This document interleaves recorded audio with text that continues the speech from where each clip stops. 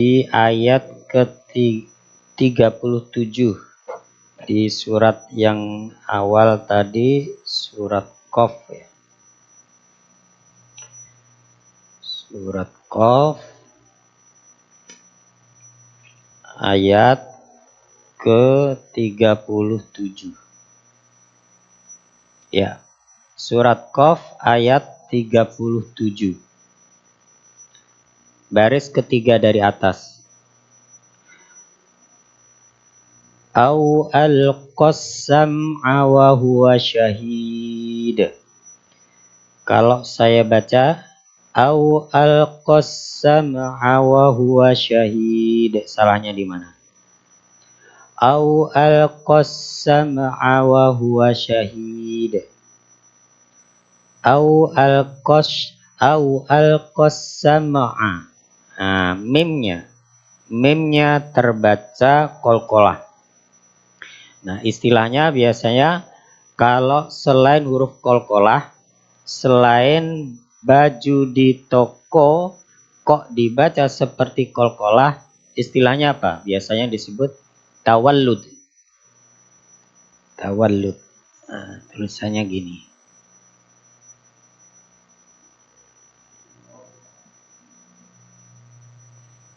Tawallud. Yes, tawallud itu satu akar kata dengan waladun. Apa waladun? Waladun solihun yada'ulah. Nah, tuh. Amalan yang mengalir salah satunya anak yang soleh. Waladun anak. Kalau walidaini apa? Walidaini. Walidayya. Nah, kedua orang tua. Walidun anak. Walidaini orang tua. Ini satu akar kata dari kata-kata anak. Walidun, kalau waladun yang dilahirkan. Walidun orang yang melahirkan. Walidaini kedua orang tua.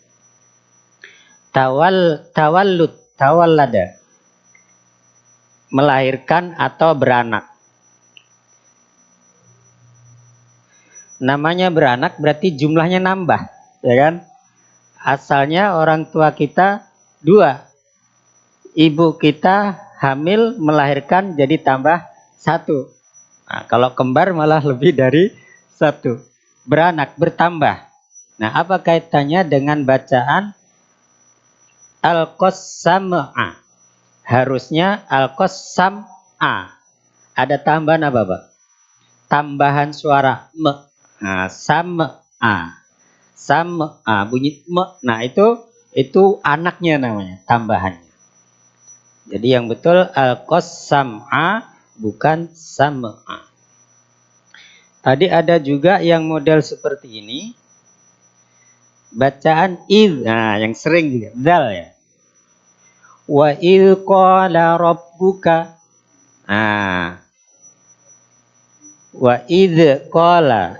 Harusnya wa id lepas wa id. Tapi ketambahan beranak hurufnya, anaknya the. Wa id qala id. Nah, suara the-nya itu anaknya namanya, tambahan hurufnya. Nah, jadi kalau dal itu dal mati diantara kesalahannya satu tawallud.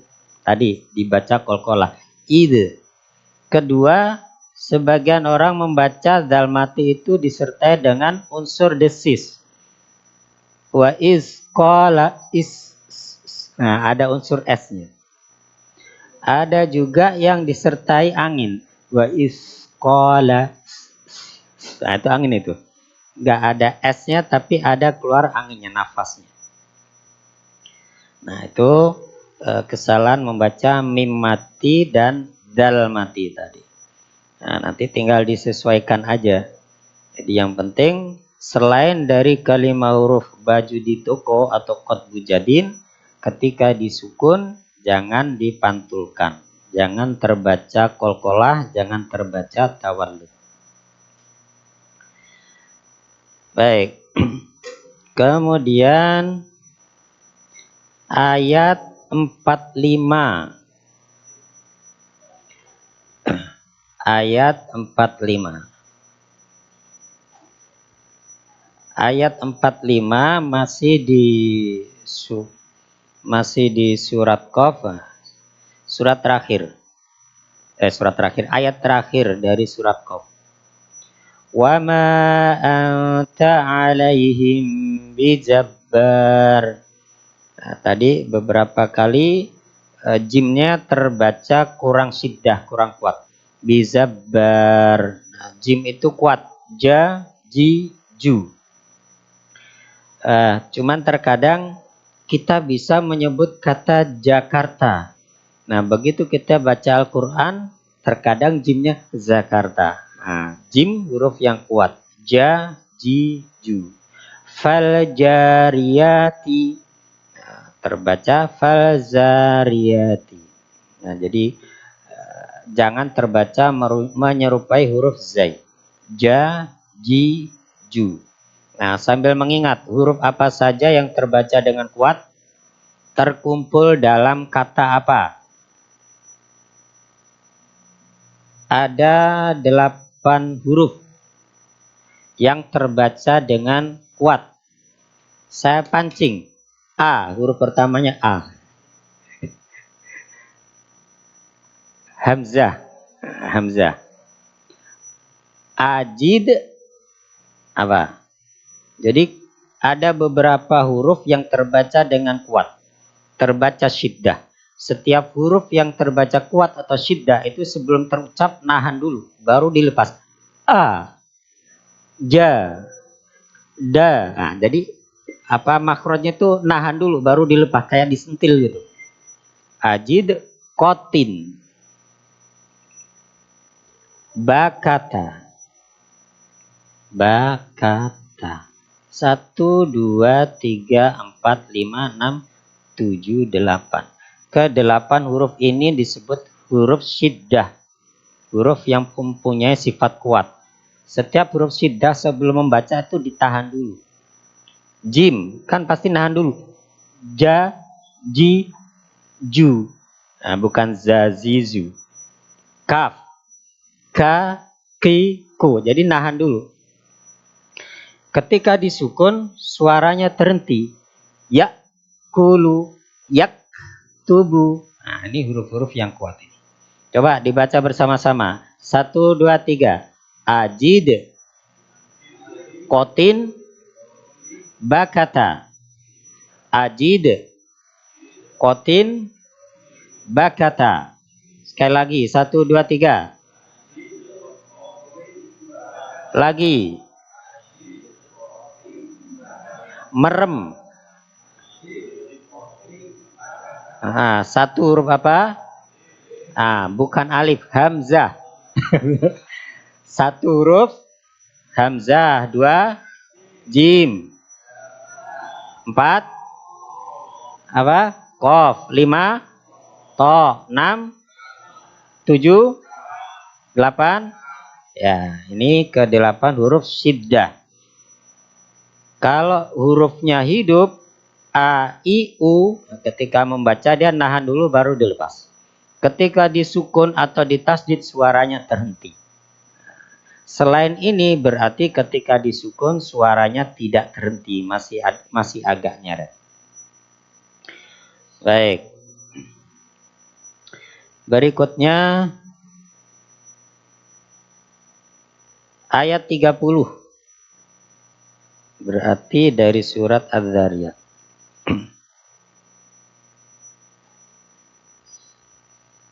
Ayat 30. Nah, tadi ada kesalahan pada 1 huruf karena kebanyakan harokatnya tidak seperti itu. Nah, ayat 30. Pada lafaz apa, Pak? Ya? Apa? Ya, tapi tadi yang kebetulan tadi yang salahnya tidak di situ. Itu juga betul. Nah, tapi kebetulan tadi pas membaca salahnya nggak di situ. Ya, kadzaliki. Umumnya apa? Kadzalika. Nah, ini kadzaliki. Kalau kadzalika seperti itu, nah itu, seperti itu atau demikian itu nunjuknya ke laki-laki. Jadi kalau di fathahkan nunjuknya ke laki-laki. Kalau ki perempuan. Nah, kalau di dalam Al-Qur'an yang umumnya menunjuk ke laki-laki. Ada yang perempuan tapi jarang. Nah, termasuk kalau ayat-ayat berkaitan dengan kisahnya Maryam itu biasanya ki karena yang ditunjuk perempuan. Kalau ini kisah siapa ini?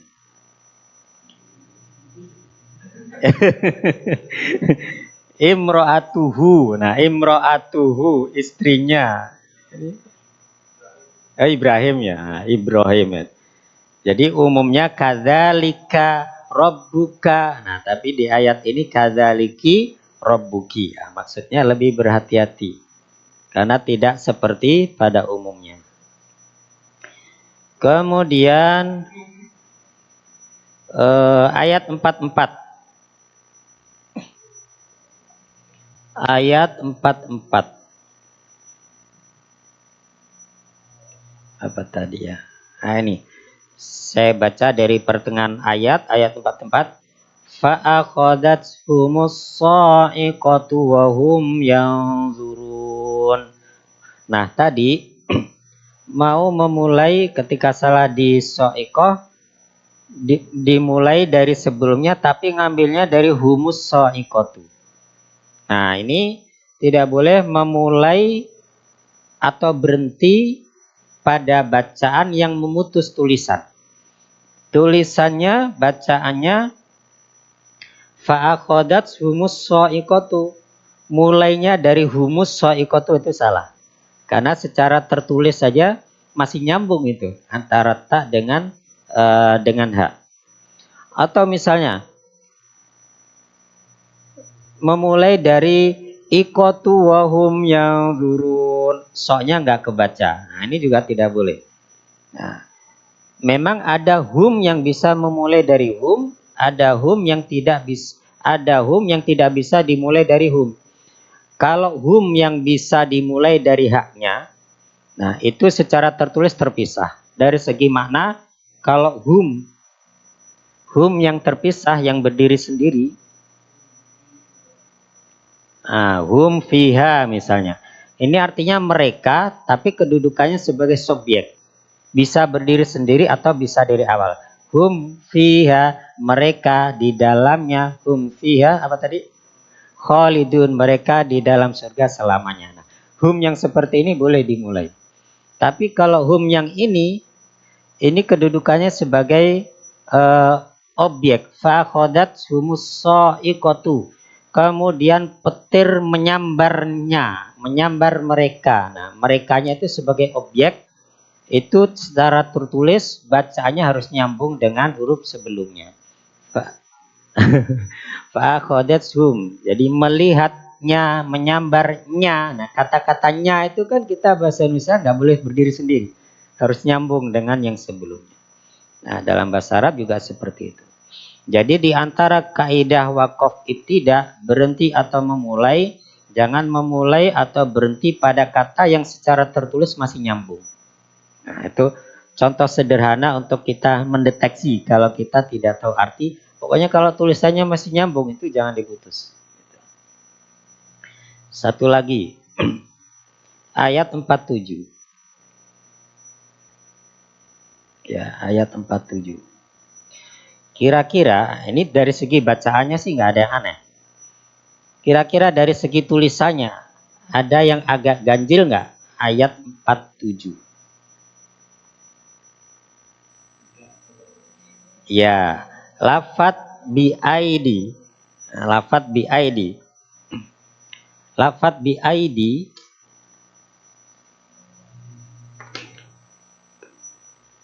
bi-id. Nah, ini kalau misalnya di kamus tulisannya begini. Biasa langsung bi-id. Maksudnya geriginya ya. Ini karena ya-nya satu harusnya seperti ini.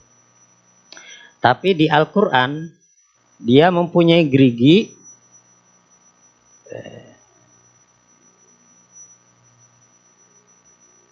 Nah, ini ada tambahan gerigi ini.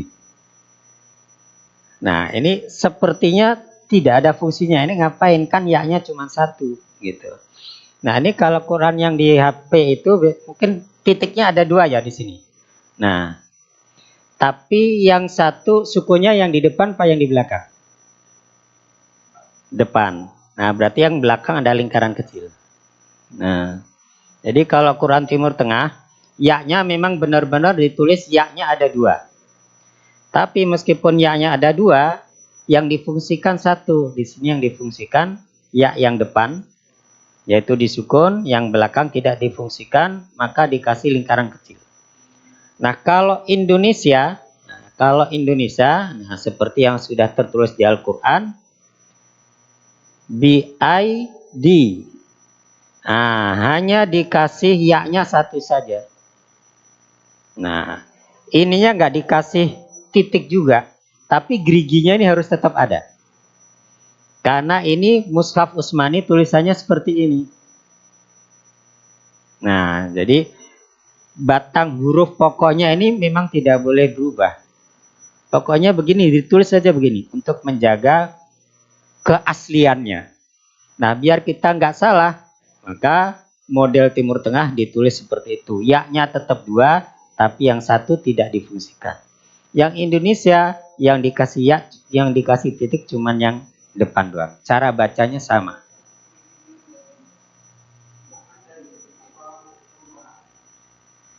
Kalau saya tidak tahu kalau ini bisa jadi mungkin di kiroat yang lainnya dua ya ini ada fungsinya. Bisa jadi, mungkin entah bacaan siapa gitu.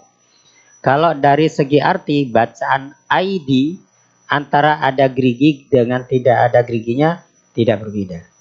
Nah, tapi ini bisa jadi mungkin ada yang memfusikan dua huruf ya ini. Mungkin yang riwayat imam siapa gitu. Nah, tapi kalau untuk model bacaan kita ya geriginya dua atau satu ini nggak fungsi. Apa sama aja gitu. Menjaga keaslian. Nah, orisinal apa? Orisinalan. Nah, itu jadi kehati-hatian para ulama untuk menjaga kemurnian Al-Qur'an walaupun hanya dari segi tulisannya saja. Baik, silakan kalau ada yang ditanyakan sebelum kita tadabbur satu ayat.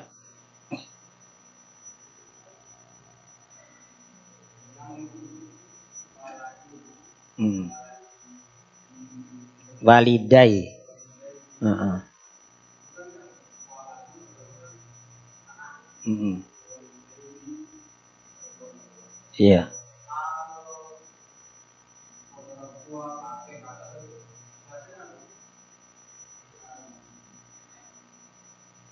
Oh, bahasa Arabnya enggak. Kalau kakak jaddun,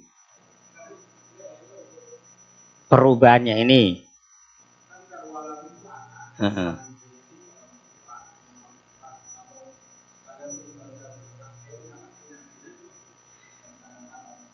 Setahu saya tidak ada. Jadi dalam bahasa itu ada yang mengikuti pola, ada yang tidak mengikuti pola. Kalau dalam bahasa Arab ada yang kiasi, ada yang simai. Kiasi itu kias. Kias itu bahasa Indonesia analogi. Analogi. Jadi bisa berubah sesuai dengan polanya itu. Misalnya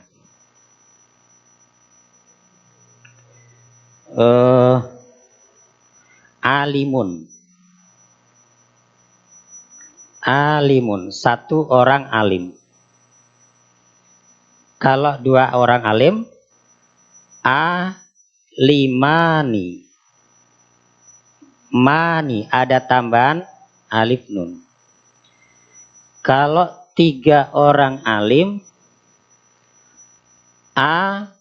alimuna. Tambahan waw nun. Itu namanya kiasi. Jadi ada polanya. Kita bisa mengikuti pola ini. Qori'un, satu orang pembaca Quran. Kalau dua orang apa? Qori'ani, tambahan alif nun. Kalau tiga orang qori'una. Qori'una. Nah, pola membentuk seperti ini namanya kiasi. Tapi ada juga simai. Bagian yang jamak, yang 3, alimun itu ada simainya. Di samping dia mempunyai jamak beraturan, punya juga jamak tidak beraturan. Tidak beraturannya ulama. Ulama. Nah, kalau ini tidak bisa dipolakan. Apa ya polanya? Ini harus dihafal. Sama kayak bahasa Inggris kan jamak ada yang beraturan, ada yang tidak beraturan. Ya, seperti itu. Nah, termasuk apa namanya kata waladun. Kalau waladun, kalau 1 dan 2 masih bisa ikuti pola. 1 anak walidun, 1 anak waladun, 2 anak waladani, ketambahan alif nun. 3 anak dia berubah auladun. Nah, ini nggak ada teorinya, memang harus hafal. Nah, yang seperti ini namanya sima. Sima itu mendengar. Hanya ada, ya pokoknya biasanya seperti itu. Nah, itu namanya sami. Jadi kalau kiasi ada kaidahnya, kalau simai tidak ada kaidahnya, hanya yang berlaku saja seperti itu. Yang sudah berlaku di masyarakat, ini nggak ada teorinya, tapi ini berlaku. Nah, itu namanya simai. Semaan, kalau hafalan kan semaan, disimak. Ayo disimak semua. Apa dengan pendengaran saja. Jadi apa yang berlaku secara umum, walaupun tidak ada kaidahnya, tapi sudah berlaku, itu namanya simai. Baik, sedikit kita tadabbur di ayat 56 surat Ad-Dzariyat. Ya, langsung saya bacakan. Pendek suratnya. Wa ma khalaqatul jinna, dan tidaklah aku ciptakan jin wal insa dan manusia illa liya'buduni, kecuali untuk beribadah kepadaku. Jadi tujuan diciptakannya jin dan manusia, termasuk kita di dalamnya, adalah untuk beribadah kepada Allah. Nah, artinya ada 2 pesan. Yang pertama, hendaknya apapun yang kita lakukan, dari bangun tidur sampai tidur lagi, semua bernilai ibadah kepada Allah. Jadi ibadah itu bukan hanya baca Quran, bukan hanya sholat dan lain sebagainya. Kita pagi-pagi mandi, sarapan, dandan, naik motor, kepanasan, kehujanan, niatkan itu beribadah kepada Allah. Karena itu adalah pengantar, karena kita mau bekerja misalnya. Bekerja adalah kewajiban bagi orang tua, kewajiban bagi sebagai suami untuk mencari nafkah. Nah, itu beribadah. Jadi ibadah bukan hanya sekedar sholat, tapi juga apa saja yang diridhoi oleh Allah Subhanahu wa Ta'ala, kita niatkan untuk beribadah. Nah, kalau itu untuk ibadah, maka di tengah-tengah prosesnya jangan sampai kita sambil melakukan hal-hal yang dilarang oleh Allah Subhanahu wa Ta'ala. Kenapa? Sedang ibadah. Lagi kita malam-malam dampingin anak kita belajar. Kok nggak bisa-bisa? Emosi. Mau marah, ingat lagi ibadah loh, masa ibadah marah-marah. Jadi kesadaran ini membuat kita untuk menjaga dari hal-hal yang dilarang oleh Allah. Yang kedua, satu lagi pesan dari ayat ini di penghujungnya, illa liya'buduni, untuk beribadah. Ni itu artinya ku, hanya kepada Allah Subhanahu wa Ta'ala. Jadi harus dilakukan dengan ikhlas. Ya, dengan ikhlas. Tidak dalam keterpaksaan, bukan karena motivasi selain Allah Subhanahu wa Ta'ala. Bukan berarti kalau kita berbuat ada motivasi selain Allah, berarti secara otomatis tidak ikhlas, tidak juga. Kita bekerja misalnya, cari nafkah, apa di kantor, apa jualan, atau ke sawah, ingin mendapatkan uang. Nah, itu di hati kita jangan berhenti ke uangnya itu. Uang ini untuk apa? Nah, itu harus dilanjutkan. Nah, uang untuk membeli beras, untuk membeli pakaian, untuk apa? Untuk keluarga. Nah, untuk keluarganya ini endingnya di situ ibadahnya. Nah, jadi meskipun berangkat awalnya beda antara satu orang dengan orang yang lain, maka pada tujuan akhir yang sama untuk menjalankan tugas kewajiban sebagai hamba di hadapan Allah Subhanahu wa taala. Ya, mudah-mudahan kita oleh Allah Subhanahu wa taala dicatat apapun yang kita perbuat dari kebaikan-kebaikan dinilai sebagai ibadah kepada Allah Subhanahu wa taala dengan ikhlas. Baik, kita akhiri dengan doa kafaratul majlis. Subhanakallahumma wa bihamdika asyhadu an la ilaha illa anta astaghfiruka wa atubu ilaik. Assalamualaikum warahmatullahi wabarakatuh.